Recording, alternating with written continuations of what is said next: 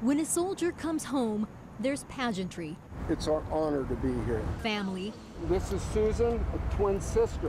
Whoa, and anticipation, sometimes decades worth. what a thing.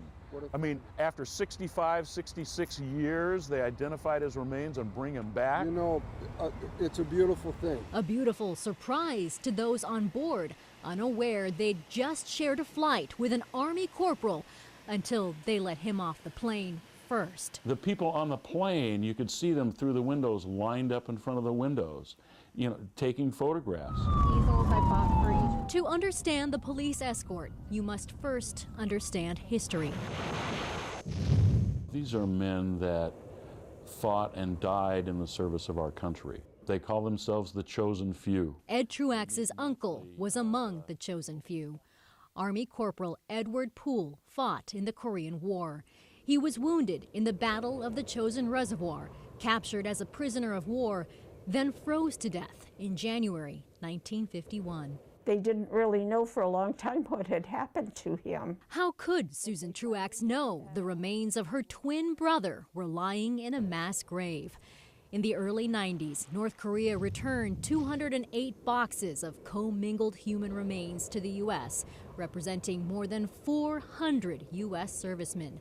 Among them, these partial remains of Corporal Poole, finally identified through DNA. It was like a thunderbolt. In November, the Department of Defense POW MIA accounting agency reached Truax with the news. And I said, well, you've called the right number.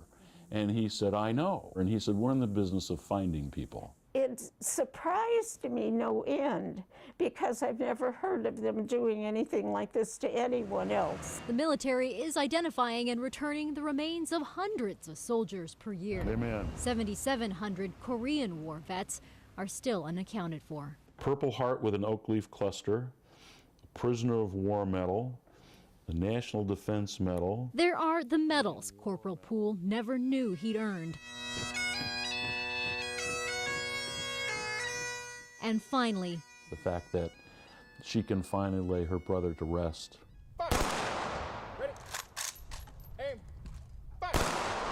a burial with full military honors. It's going to be still a very big job to get the rest of these boys back. These chosen few Almost all of us have PTSD to a certain extent. never knew Corporate Poole. That doesn't matter. Why be here for him now? Because he was there with us.